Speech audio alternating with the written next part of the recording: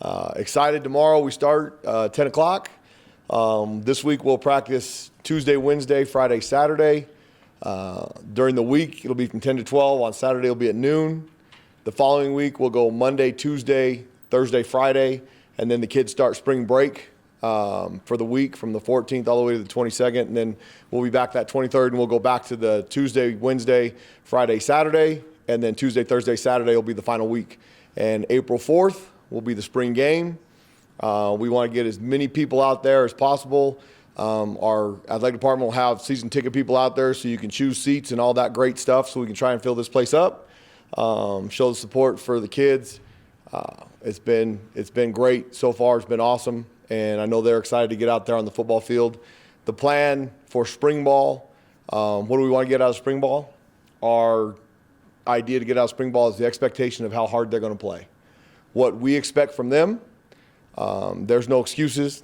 Don't give them any reason to justify what they're trying to do. There's one way to do it, and that's full speed all the time and being mean and nasty. And that's the objective goal. And I love spring football. There's no pressure to win games right now. It's all about playing ball. And we'll scrimmage on the weekends, and it's like when you were a little kid and all you wanted to do is show up at the ballpark and play. So this will be fun for the next 4 weeks. Well, 5 if you include the spring break, which we don't get to go internationally like some places. But that's okay. We'll have fun here. Well, so go ahead. Questions. Give them to me. Can you coach mean and nasty into a guy, or does he have to have it? Usually that's through recruiting. And we talk about it. We had a great team meeting this morning about between those white lines, you want to be a tough, mean, play that game. Football is a violent game. Kind of why people watch it. I mean, the two most popular sports, and I say this quite a bit, are UFC fighting, MMA fighting, and football. There's a violent nature to them, but it's controlled. So we talk to them all the time. You got to be mean and nasty, and then when you come outside there, you got to be able to turn it off. And that's the old adage of all-time football. And some kids have that, some don't. I tell you what you can do is as a young kid playing Yaffle football or Pop Warner, as they call it other places, you can tell who the ones that are going to be mean and nasty and the ones aren't. You can tell from a young age. I don't think you can make somebody aggressive. They either like to run into you or not. But you can use those guys that don't do that have special talents athletically to do different things. But the team that plays the hardest is usually the team that wins. And that's the most important thing to instill in our football team the next 5 weeks. Sir? Coach, I know it's important for you to find out who or what you have now. How often are you going to, before pass, how much hitting are y'all going to do during the spring? The fun thing is, if you want to call it that, the NCAA has guidelines on how much we can. We will play real football to the ultimate goal, to the ultimate level of it. We'll scrimmage on Saturdays, and then there's portions of the practice. Only 80% of it can be scrimmage sometimes, so we'll have different situations. And I think you can learn a lot from situational football, 1st and 10, 2nd and 8, play it out, coming out, red zone, goal line. I mean, everything is taught during the week, so on Saturdays it's easy. And that's exactly right. The only way to really know what we've got is to see them play ball. And I'm a firm believer the only way you get really good at doing something is to actually do it. So as much as we possibly can, we'll let them go live. The quarterbacks will never be live. Especially right now, we've got, between Tavaka and Trey, those two are the most healthy. That'll get the majority of the reps. And then Connor Janal will get the other fair share. And then Brant still not cleared to go full speed. But we want to keep those guys healthy because you need those guys to get through practice 1 and to nurse them all the way to next season. And then we'll tackle them a little bit before we play our first game. But those guys, they get hit blindsided more than anybody. They take enough of those blows that we can see what everybody, all the other 21 can do without them having to. But as much as we possibly can, we will. How receptive are those guys that have, that you're inheriting from the past team? And now that you're saying, we're going to show how hard we're going to work, and how receptive are they, and how excited are they for spring? I think they're real excited to get out there and play ball and be around their position coaches. I think they've done a great job in the first 4 weeks of the winter conditioning. Coach Carson's done a great job with them establishing what our expectation is in the weight room, out there on the field. We take them out there every Tuesday and Thursday morning. They're out there at 6 a.m.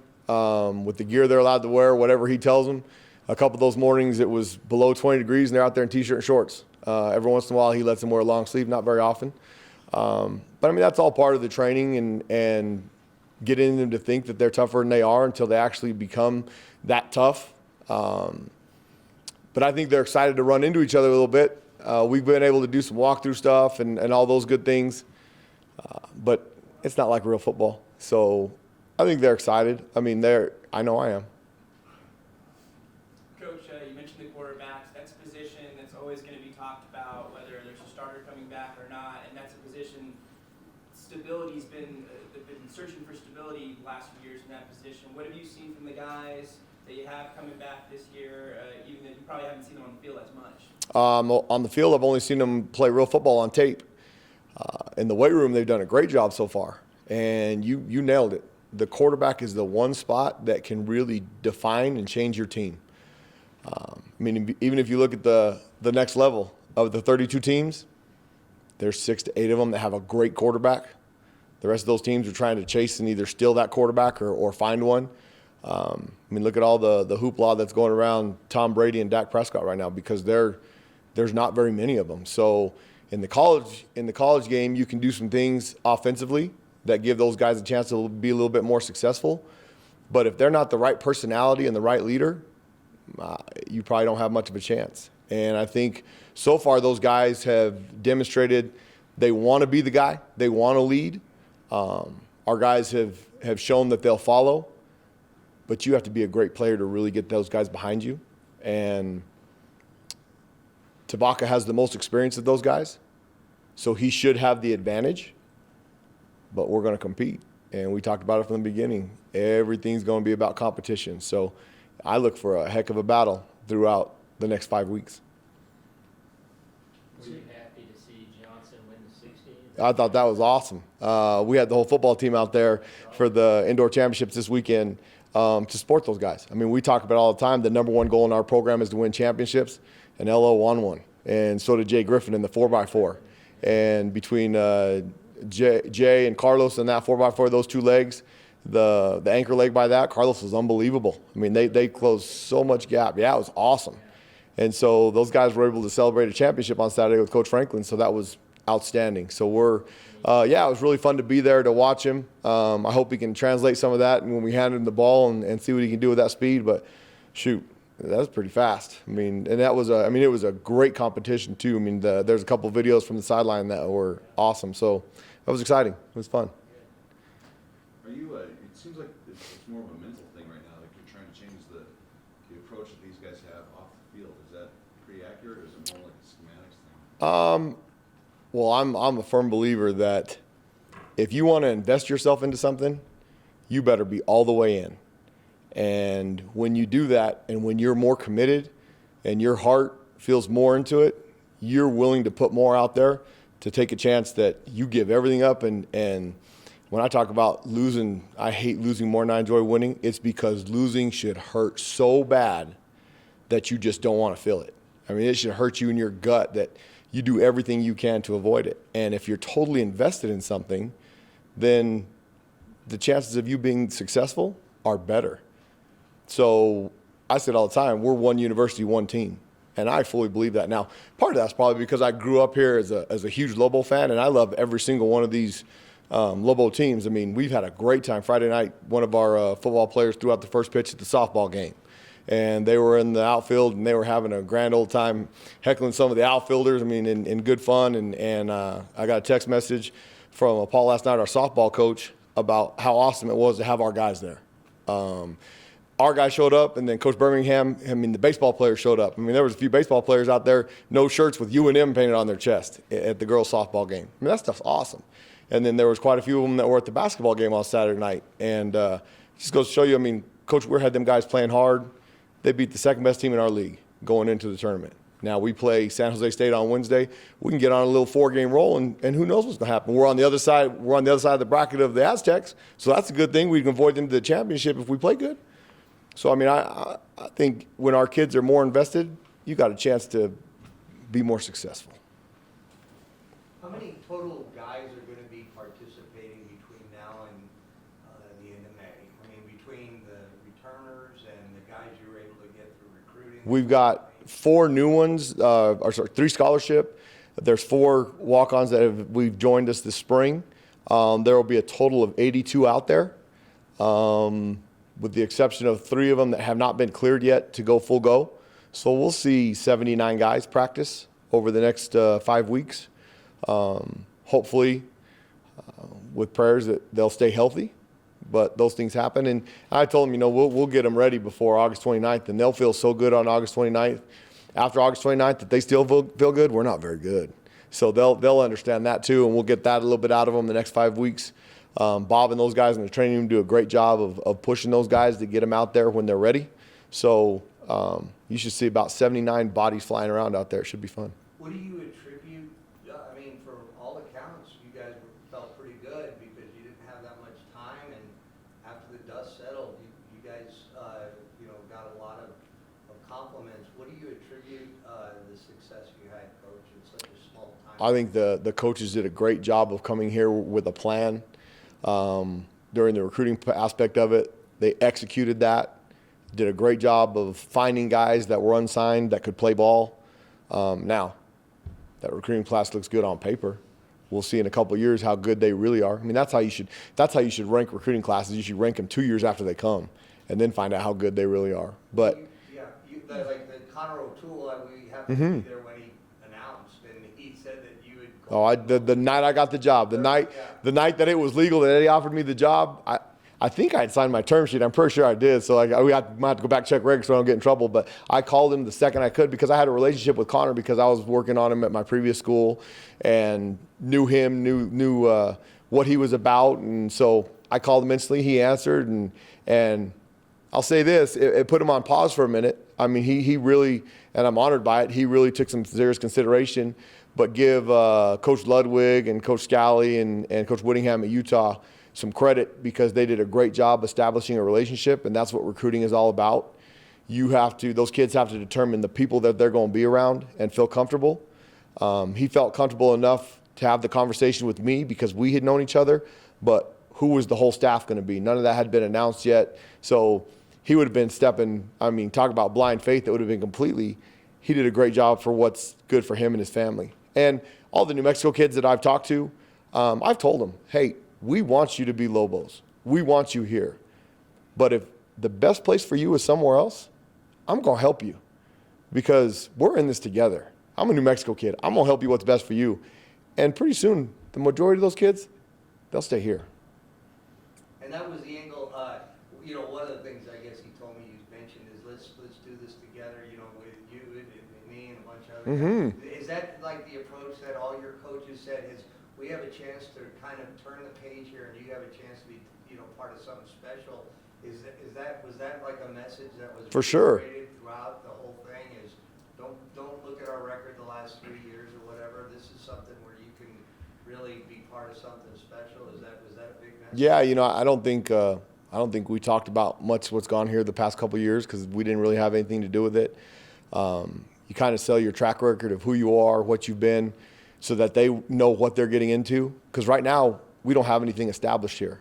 All that we have established is what they can look up on Google and see what I'm about and see what Coach Long's about and Coach Wareheim's about and see where we're going to go. At that time, all they knew was me. And so that was kind of what we've built our brand on.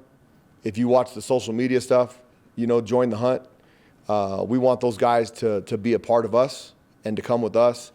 And in the 21 years of competitive football, we've actually had a football team since 1892, 128 years. 7 of them we didn't compete. In those 121 years, we've been to 13 bowl games as a university.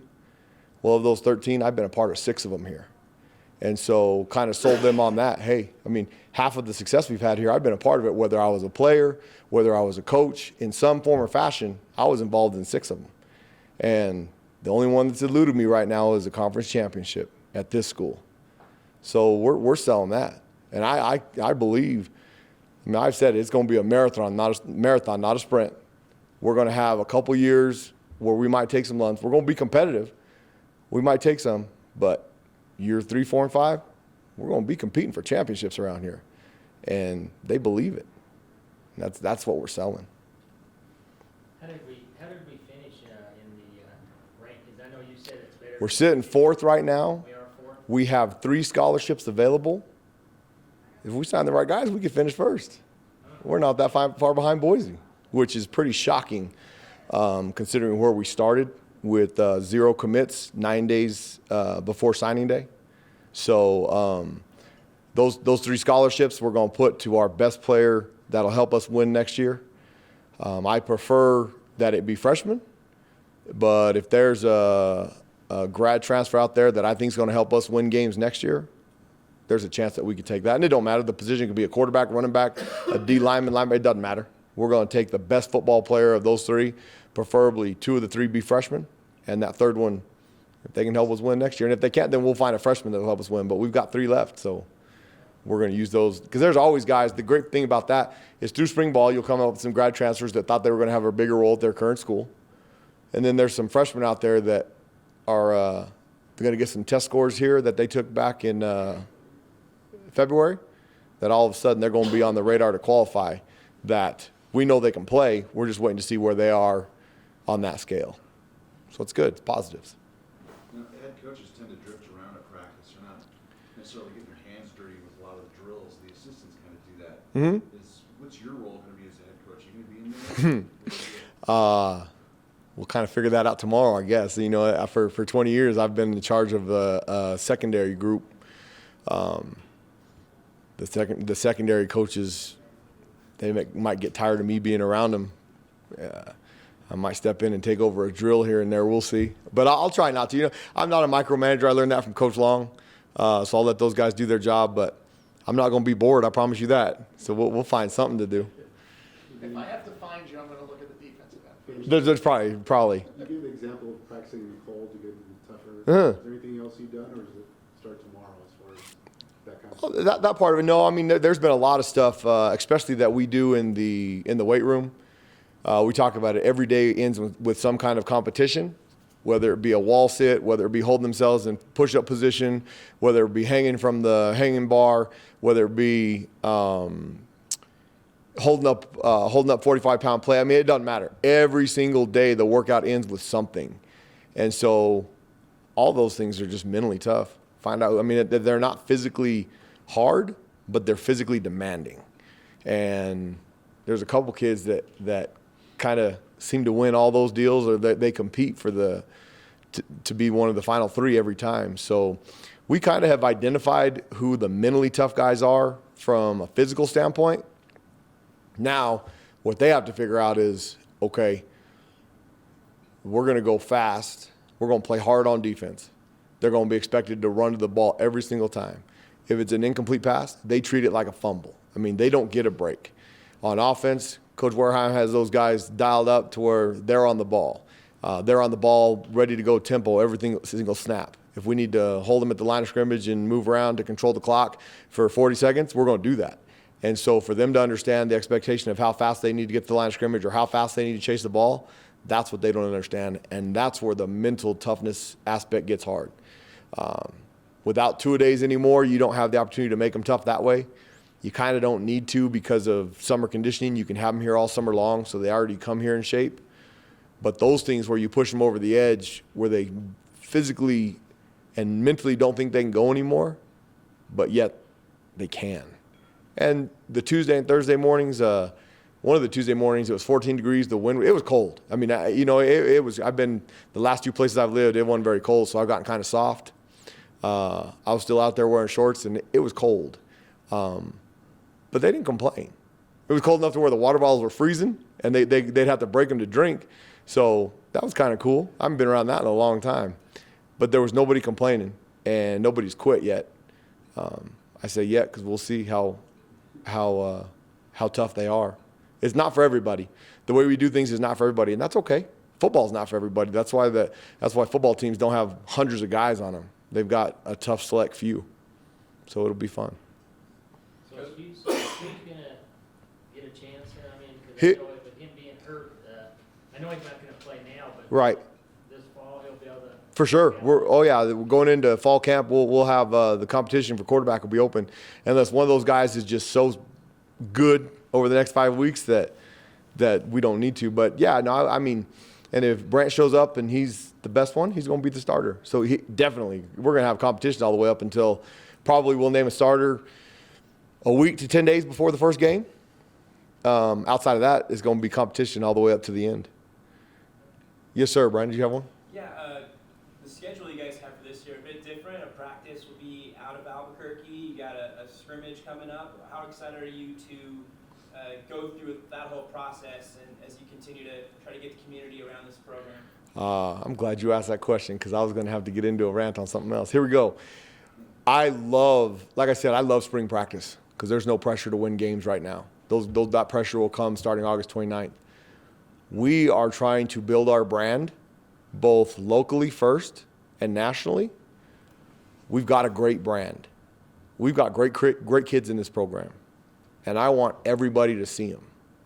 So on the 28th of March, we're going to go up to Santa Fe, and we're going to have a practice up there. On April 4th, we're going to have the spring game here. On March 27th, we have practice, but we also have a coaches clinic. We've had over 200 YAFL coaches already sign up. We'll probably get close to 100 high school coaches. In the time I was here before, we never had 300 coaches. So it'll be interesting to see who comes. That means they're excited. Everybody loves winners and beginners. We talk about that. They're excited about what we're doing. That's great. Here's where I was going to go. You guys, I'm thankful you're here. You help us sell our brand. People like watching and hearing about the Lobos. People like reading about the Lobos, and they read everything. And when you guys stop writing and the people stop reading, that's when we're in trouble. That's when they don't care. So I want you guys at every single practice. I would love to see the cameras from all three major news channels here in town at all the practices recording, the radio stations talking about spring football, both newspapers around here, the Enchanted. I mean, all those. I want to see as many articles from you guys. 101.7, 6 Sports Animal, get them all there. If you want to broadcast from spring practice, come broadcast from spring practice. We want everybody involved. I keep saying it's going to take everybody. I want everybody there because the more you guys talk about us, the more people listen, the more people are going to come, the more people. And it starts with you guys because you have the biggest voice. You can put me on TV. You can put our kids on TV, on the radio. You can do all those things. And I'm an open book. You guys have kind of figured that out in a short time. You can help us build our brand. And that's why we kind of set up spring practice the way we have, to give you guys more access. Everything, all the practices are open so that everybody can come and watch. They can film from anywhere in the stands. I mean, we don't have any secrets. Now, we might have some secrets come week 4, but outside of that, I mean, we'll have in the fall practices, the first 20 minutes will be open, and then when it's time to go to work, it's time to focus. Now, what else? The other reason I want you guys there is so that those guys can kind of get used to cameras being around and not being distracted. Because that stuff, you have a lot more input than you guys might think. And you can really help me do this and help our football team. So please come every day. I mean, this is a good room. I want to see this room every day. I'd hate to see it disperse, and keep talking about football. And now, talk about basketball on Wednesday because we got a big basketball game too and the other sports that are going on right now. But spring football is fun. Unfortunately, we don't get to play. I wouldn't mind playing one scrimmage in spring football if they ever change that rule. But it'll be fun playing football for the next 5 weeks. Everything's in the stadium pretty much? Or? No.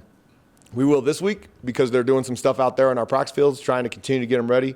We've got this strange problem with cranes here in Albuquerque lately.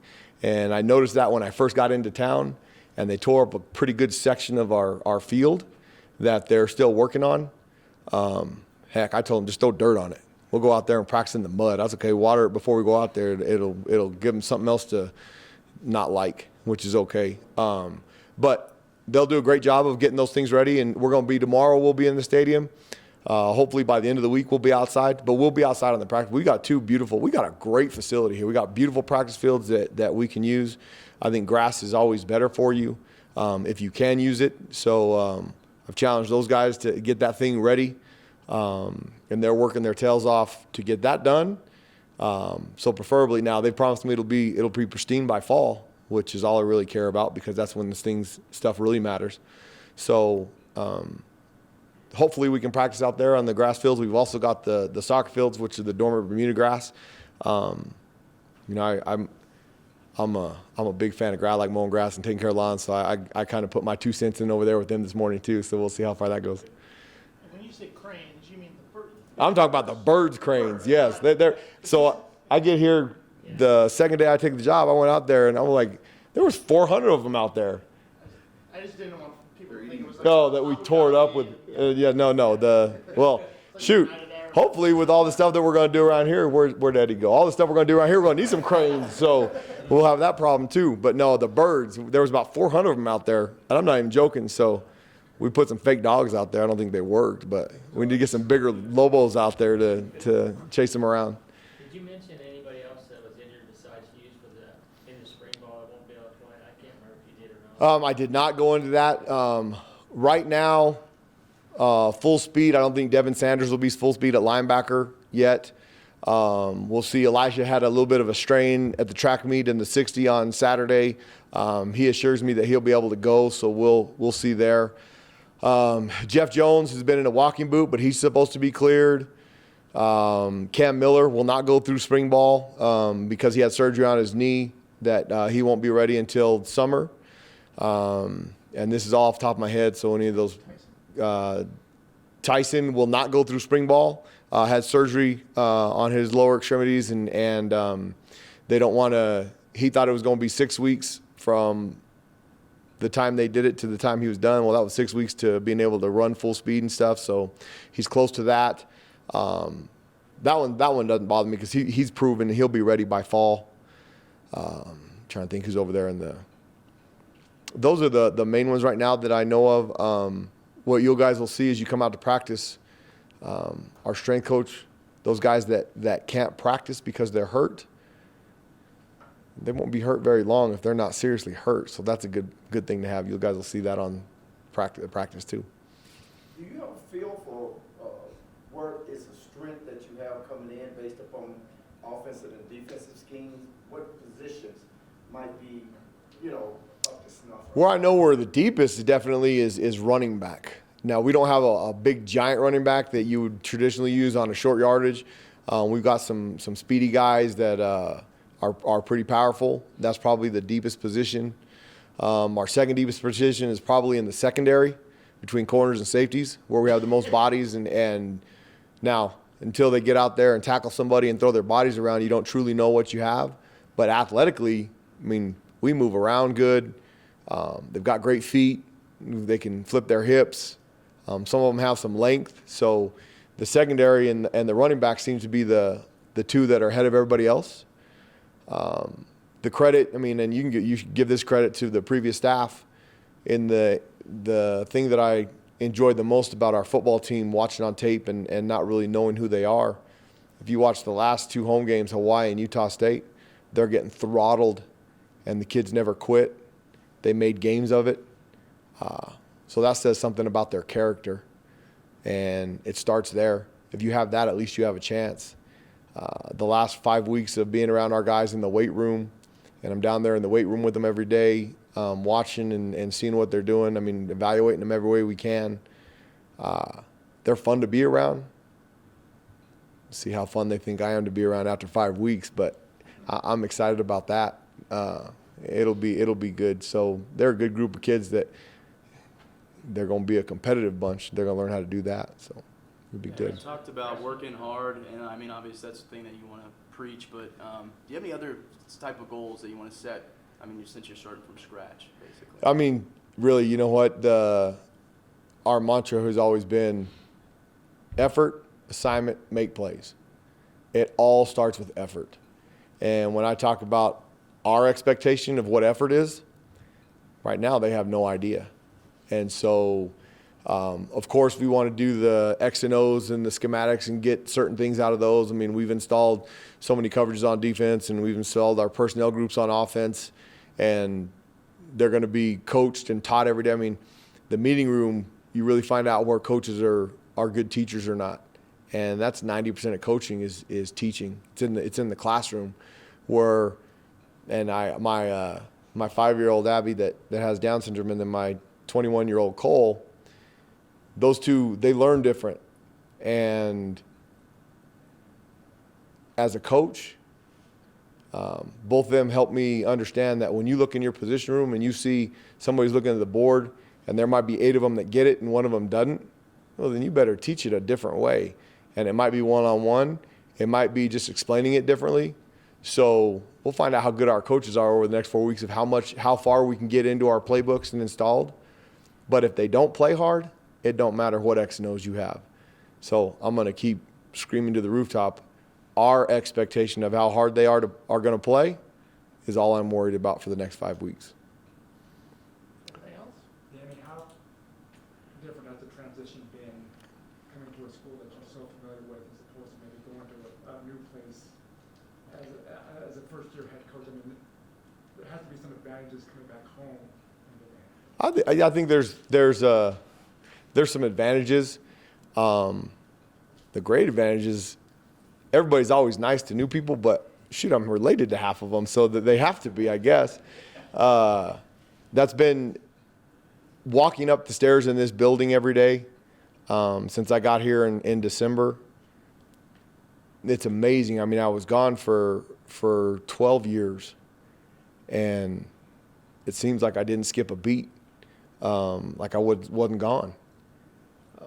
I honestly thought when we were here before and I mean, that article came out in 2006 when Coach Long said, you'll be the head coach here someday. Shoot, the way I saw that thing riding out when I started to believe there might be a chance of that was I'm never going to leave here. I mean, we were going to just go and eventually by, I guess, the process, they would just eventually give it to me. Thank God it didn't happen that way.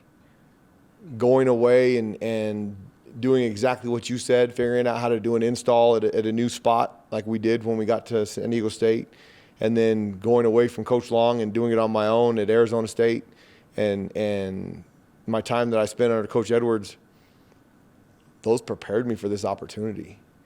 And I had zero desire for this opportunity anywhere else. We had a great situation back where I came from. We had a good football team coming back. The 4 schools that wanted me to interview for the head coaching job, I said no because we were happy. When Eddie called, it was yes right away. Because of how special I think this place can be and the championship that I want to bring here. It's been since 1964 since we won a championship, an outright championship. Heck, I was a part of a division champion in 1997. I don't consider that a championship. We lost the championship game. We got throttled by Colorado State, who we've lost to 10 times, and that's who we open up with on the conference. I can't wait. But Not paying attention. not at all. I mean, all 10 of those, when I wasn't here, they hurt. And so, those opportunities and those experiences really helped me to be in position to have this job now. And then Coach Long, I mean, give him credit. He's the one who's prepared me for this opportunity. And he gave me the best advice, too. Don't screw it up. So I can't let him down. I've never done it in 20 years, so that's my goal. What else? We're good? Awesome. Please come watch. We want you all there to spread the word. Go Lobos. Thank you. Thanks, Coach.